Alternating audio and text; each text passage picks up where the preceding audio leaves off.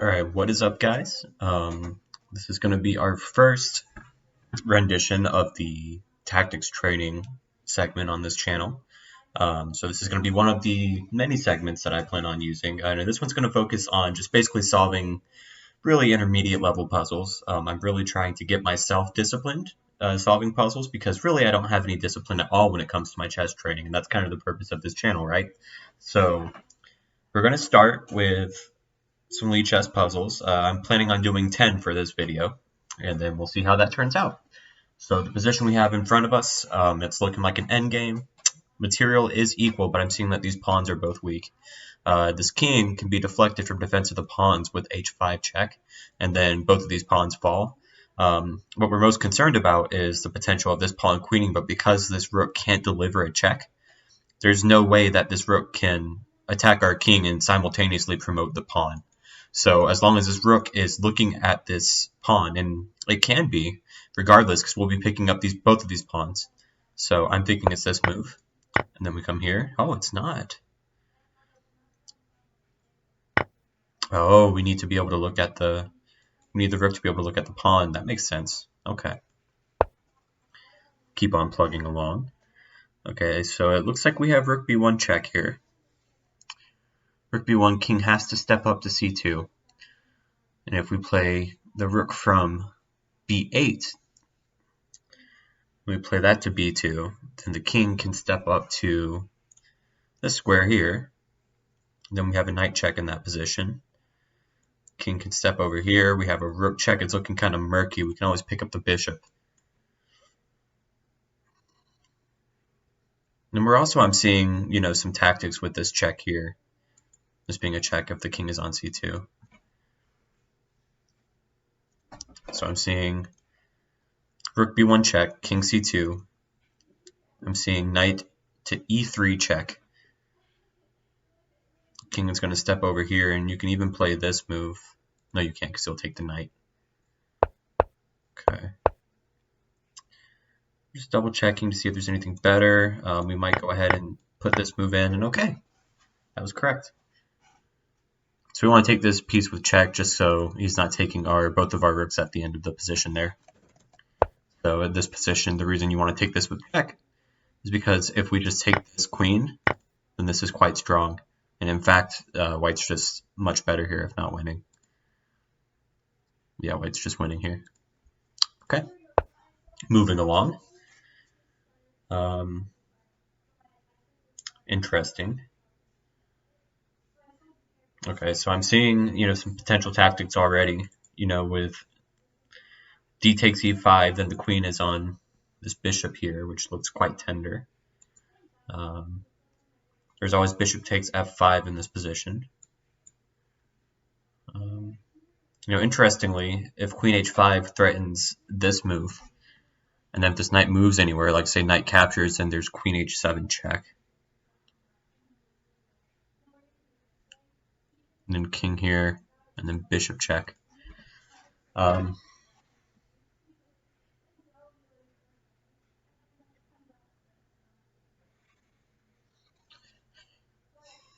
going to keep on looking at queen h5 here because it really is, it's a forcing move. Queen h5 attacking this knight. There's no real easy way to defend the knight, so you have to move it. And knight takes g3 looks like the most likely option because it's forcing as well as a capture. There's bishop h7 check in that position, and if king comes over here, then you get mated to bishop g3, king back, queen here, king over, check. You're not even mated actually in that position.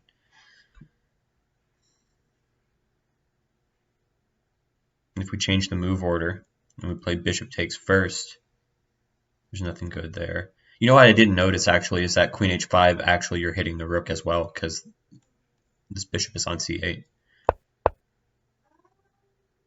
Now there's a question. I think you just take this. Okay, cool. Moving on.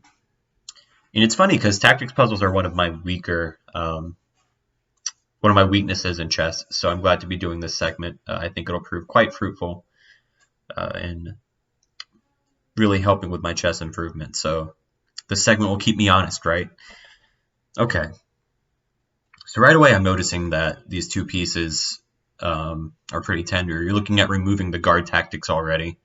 For example, g4, and if this rook moves anywhere, you can take this bishop. I mean, you can already take the bishop, but then there's h6, there's queen e8 check, and if rook f8, then you have actually this with check. And then your knight is coming away. So if here, rook takes, interesting. What if it's g4 and then knight takes? Then h3 looks good, right? Because the queen is still eyeballing the other queen.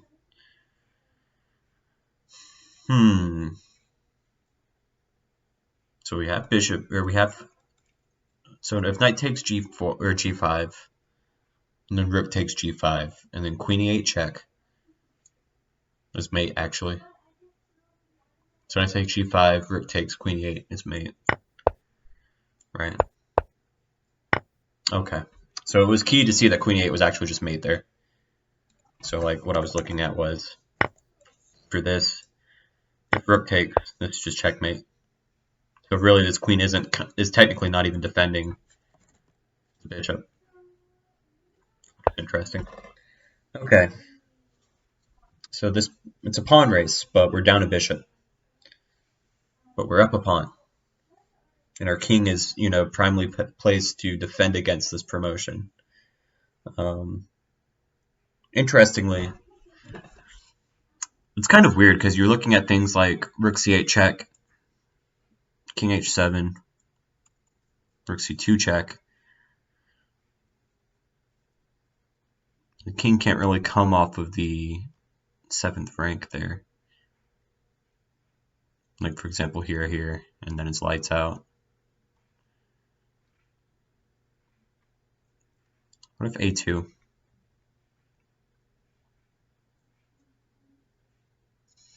a2, rook a7, queens. Check here. So I'm looking at it's a2, rook a7, queens, check here, which looks quite good. a2, rook a7,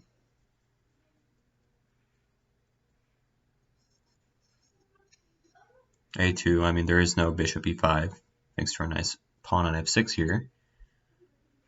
And there's always, it's kind of like in the first problem where we're looking at whether or not the rook can deliver a check in the promotion of a queen.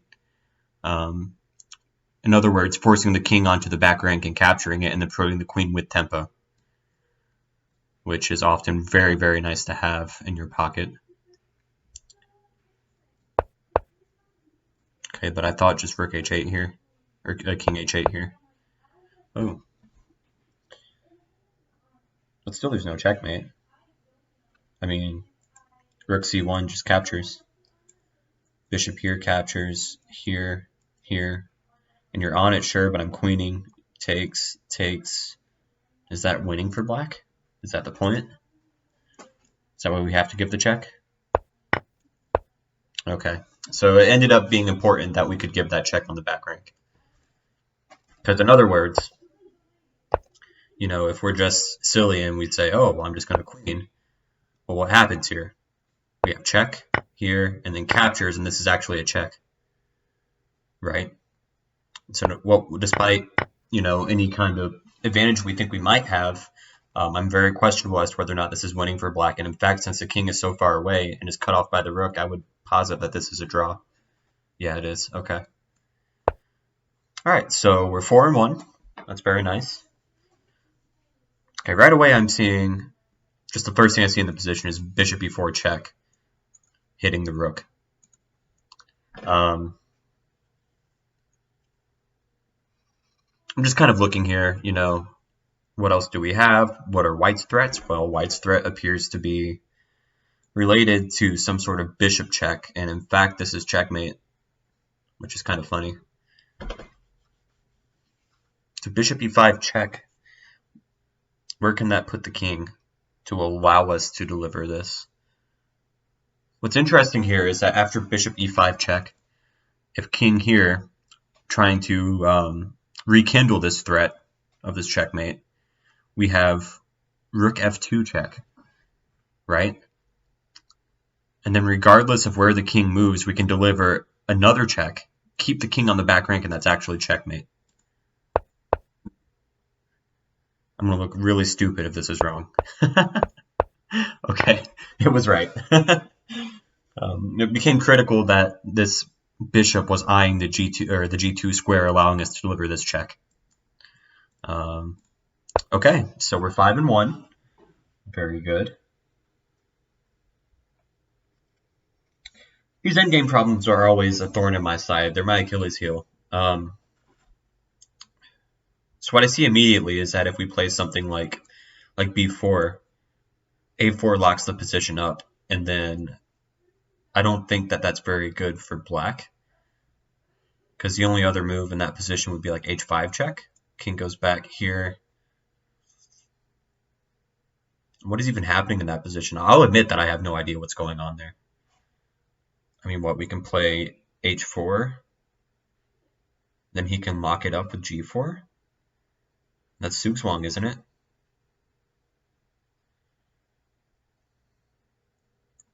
Oh, that's weird.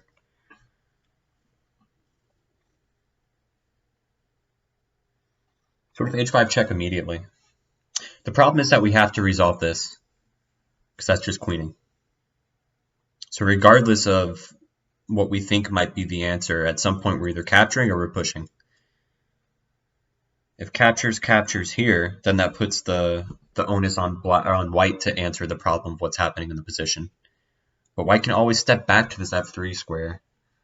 And then if I step up to g4, he can play h4, I can go here. That's Zugzwang for white, right? Because if he goes here, I can go here.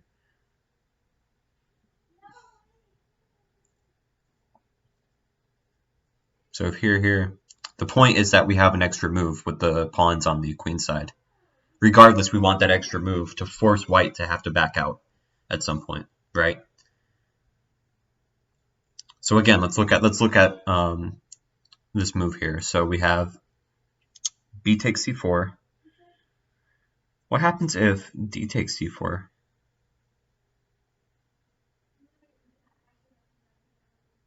That just looks very good for white, right? You can't really push this pawn anymore because it just captures and queens. So b takes, pawn takes.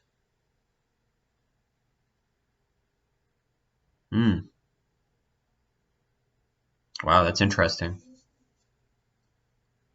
I think d takes c4 is a refutation, because otherwise this would be very good for black. Getting kind of stumped here, guys. All right, so b4, a4. We're locking up the queen side.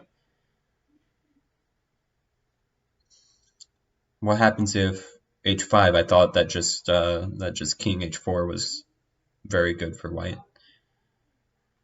And in fact, I think it is. So what if g4? So b5, or b4, a4, g5, king here, here, here. I don't know, guys. Yeah.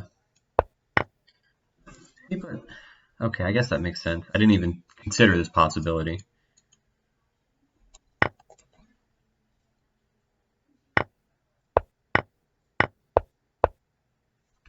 All right, we gotta look at this one in greater depth. Okay. This is our critical position here. It's a4, and the point is that if here, yeah. And the point is if here, and then here, and then you push. It's interesting because I'm looking at this, and in fact it is just to draw, and that move is correct, and I was correct in assuming that you have to move the king back, but I just didn't see that this move was playable. I just assumed that this was winning for white. I guess you have to look at every move in the position. It is pushing a pawn, so it does warrant looking at, so that's my bad for sure. Okay, we're 5-2. Okay, we are down a piece in this position. We are down a piece, and the knight is eyeing d4. We can threaten checkmate with queen d3.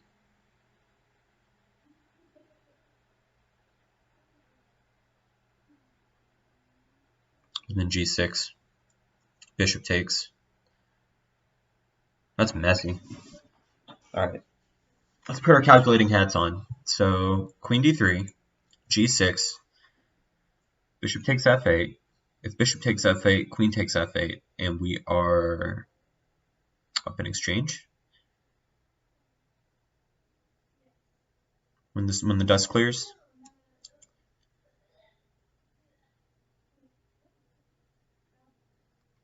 Bishop d3. I'm just wrong in the beginning. Bishop d3, queen or bishop d4, and then you just look stupid. Okay, chess is hard. So queen d3, bishop e4. What about bishop takes g7? Just bishop takes g2, right? Takes. Here. Queen g3. That's like mating though.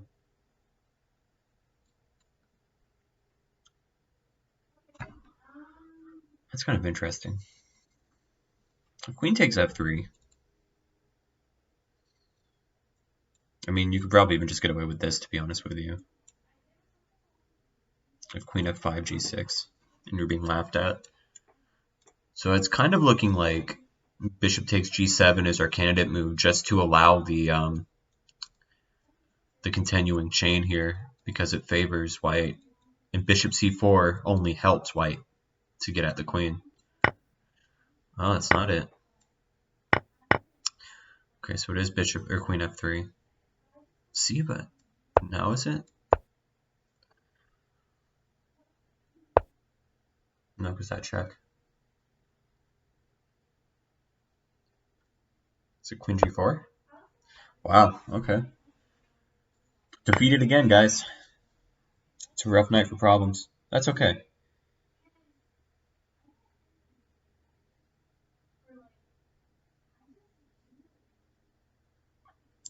It's interesting because we're looking for tactics with this.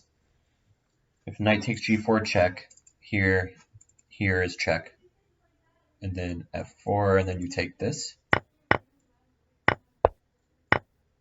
No? Okay, that makes sense. I was too hasty with that one, guys.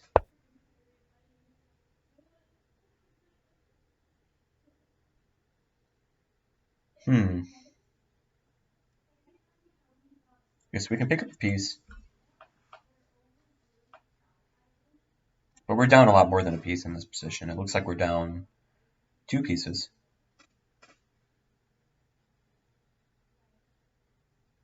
Two pieces for our pawn. Our opponent gets to throw some knights at us. It's always kind of spooky. I mean, queen d4 just does look like a good move because you're dominating on the dark squares. Oh, there's this interesting line, queen d4, rook e3, and you actually take it with the rook. Because if takes, you attack, you take the queen at the end. That looks correct. Okay, we're 5 and 5. 1, 2, 3, 4, 5, 6, 7, 8, 9, 10. All right, we'll do one more. We'll do a tiebreaker. Okay. I'm seeing a knight e7 check. I'm not sure what it does exactly, and it doesn't really look like it does much. Seeing a bishop takes f6, which hits the queen, which is always nice. If bishop f6, queen f6... That's really interesting in that position. Oh, there's this funny bishop c1 idea to try and trap the queen. There's bishop c1. If here picks up the queen. If bishop c1, it's just trapped, isn't it? Knight g4 doesn't do anything. If bishop c1, knight takes e4, takes. I don't see anything. Okay, that's our tiebreaker. So that was a fun edition of Tactics Training. That's our inaugural edition, actually. I'm looking forward to spending more time with you guys. And here on the Mediocre to Master channel, the big idea is that I am not a great player, but I'm going to try to be one. And so I really look forward to you guys' comments. Any questions at all, any suggestions for different segments. If you guys want to play some games with me, by all means, let me know your Lichess profile. We'll set some stuff up. I'm looking to be very interactive, and in fact, we might make a segment where I play games with viewers. I think that'd be a lot of fun. But for now, this is Zach signing off. Thank you.